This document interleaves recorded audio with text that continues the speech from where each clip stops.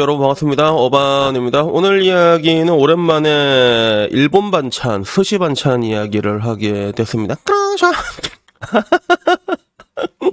아, 역시 이거 하니까 즐겁다.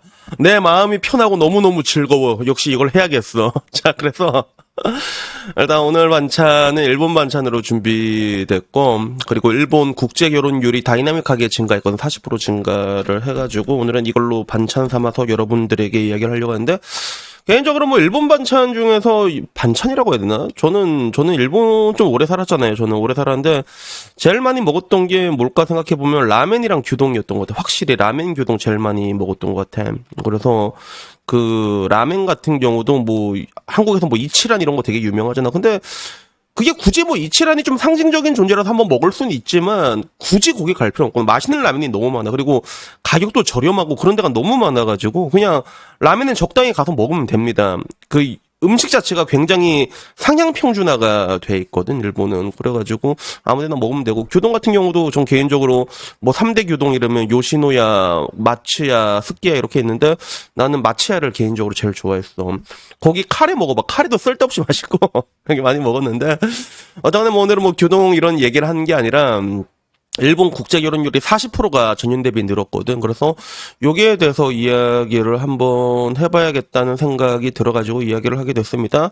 그리고 이거는 어떻게 보면 내가 지금까지 내가 얘기했던 것 중에 하나가 그거였잖아. 뭐 일본 자녀들 나와가지고 한국 남자 짱짱맨이에요라고 이렇게 계속 얘기를 하는데 나로서는 이걸 좀 신뢰하기가 어렵다라고 내가 항상 얘기를 해왔잖아. 그게 왜 그랬냐면 정말로 일본 자녀들이 한국 남자를 짱짱맨이에요, 좋아해요, 뭐 아이시대로요, 아이시대로요, 뭐 이런다면 아이시대로요, 뭐 이렇게 한다면 국제 결혼율이 당연히 늘어야 되잖아, 결혼 건수가. 근데 그렇지가 않았거든.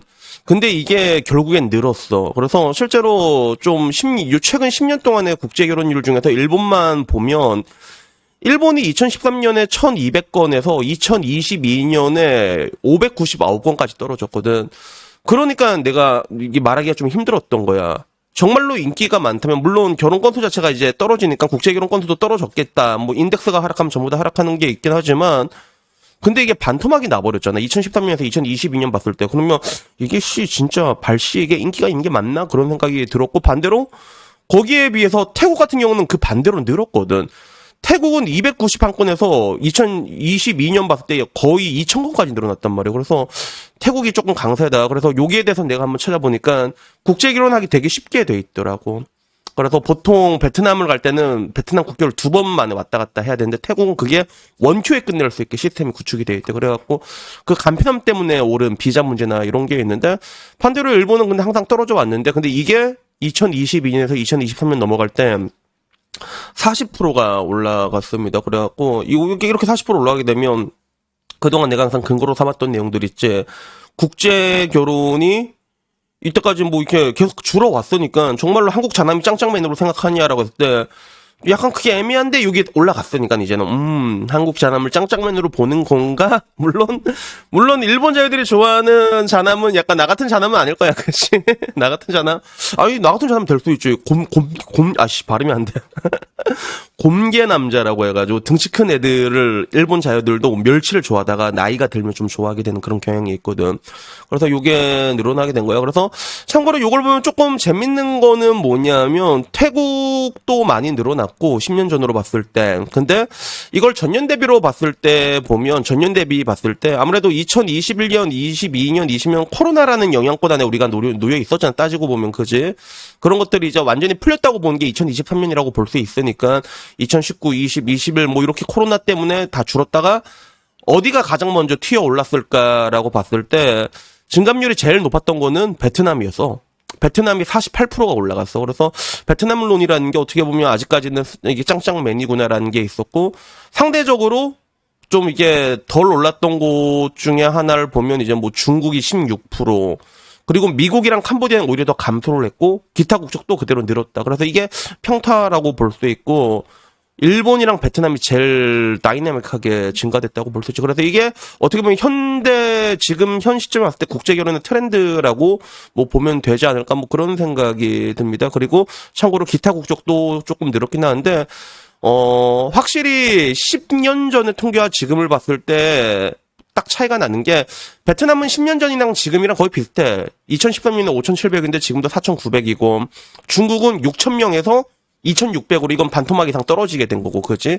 일본도 지금은 올라왔지만 그래도 1,200건 대비 떨어진 상태이긴 한데 여기 그런 관점에서 제일 늘어난 거는 아무래도 태국이라고 볼 수 있지. 태국이 가장 크게 늘어난 국가 중에 하나라는 거예요. 그래서 뭐 어떻게 보면 여기에 대해 가지고 사람들이 얘기하는 게 기사 같은 게 나는 걸 보면 기사는 어떤 내용이 좀 많냐면 그런 요새 뭐 다시 또 한국 커플이랑 일본 자유 나오는 커플 있잖아. 지금 뭐 이게 넷플릭스에 유행하는 게 있다고 하더라고. 그래서 그 연하 남자가 일본 자유에게 약간 돌직구 던지는 거. 막 그런 거 있지. 어이, 너 내 여자가 되라 뭐 여기까지는 아니지만 이게 드라마인데 약간 그런 느낌이라고 하더라고. 여자가 약간 초능력이 있어가지고 사람들 마음을 읽을 수가 있어서 다 재미가 없어. 다 재미가 없는데 얘는 한국인이니까 그게 안 읽히잖아. 한국말로. 그래서 실제로 그 드라마 넷플릭스에 있다고 하는 난 보진 않았거든.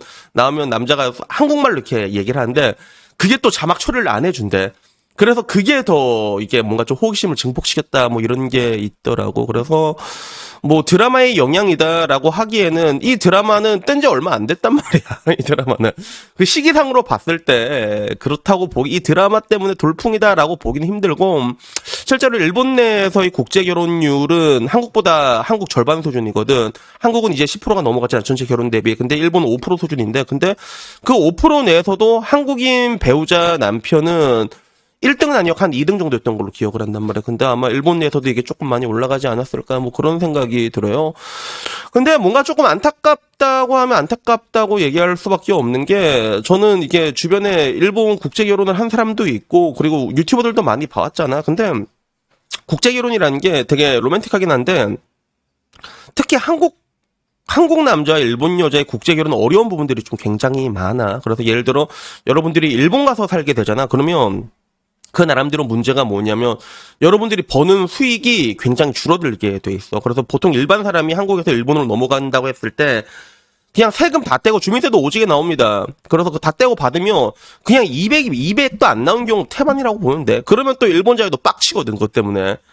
그렇다고 또 한국에서 데리고 살다고 했을 때는 일본 사람이 한국에서 살게 됐을 때 느끼는 그런 스트레스는 장난이 아닙니다. 겁나 큽니다, 진짜. 그런 뭔가 한국에서의 그런 별거 아니지만 그거 하나하나가 일본 사람들에게 굉장히 큰 스트레스로 느끼게 되거든요. 그래서 제가 봤던 사람들 중에서는 한국에 있다가 여자가 너무 빡 돌아가지고 일본으로 다시 간 적인데 근데 또 일본으로 다시 갔을 때 남자의 직장이 또 흔들리게 돼버리잖아. 그러면 또 이제 그렇게 돼가지고 실제로 이혼율을 보게 되더라도 한국 내에서 이렇게 살았을 때 이혼율이랑 그리고 일본 내에서 살았을 때 이혼율이 완전 다르게 나. 그래서 한국 남자가 일본으로 가서 일본 사회에 적응했을 때 이혼율이 훨씬 높게 나옵니다. 거의 2배가량 높게 나오고 반대로 한국에서 데리고 나서 한국에서 이렇게 산 경우는 이혼율은 작게 나오지만 근데 또 그럼 또 여자가 또 굉장히 빡치고 그런 것들이 있어가지고 역시 뭐 뭐든지 뭐 쉬운 건 아무것도 없는 것 같긴 한데 근데 뭐 일단 뭐 그런 걸 제껴가지고 오늘 말하고 싶었던 내용은 그래도 일본 내에서의 국제 결혼율이 확실히 일본 자유와 한국 자남의 그런 국제 결혼이 늘었다는 거는 그동안 우리가 유튜브에서 말했던 그 모든 것들이 이제 뻥카는 아니었음을 뻥카가 아니었음을 그래도 하나 증명하는 그런 게 아닌가 뭐 그런 생각이 듭니다. 그래도 여튼간에 뭐 오늘 이야기는요 여기까지고요. 뭐 사실 뭐 그래 뭐 국제 결혼이란 게 뭐 말이 낭만적이지 여러 가지 문제점들이 생기게 되거든. 그게 베트남이든 일본이든 그런 것들이 생기게 되는데 근데 그런 것들을 이제 뭐 하나하나 따지기보다는 일단 이런 것들이 계속 늘어나고 있는 추세에 있다는 그런 관점에서 좀 얘기해보고 싶어가지고 그냥 가볍게 얘기를 해봤습니다. 여튼간에 뭐 오늘 이야기는요 여기까지고요. 다음에는요 조금 더 재밌는 이야기 있으면 그걸로 찾아뵙도록 하겠습니다. 이상입니다. 감사합니다.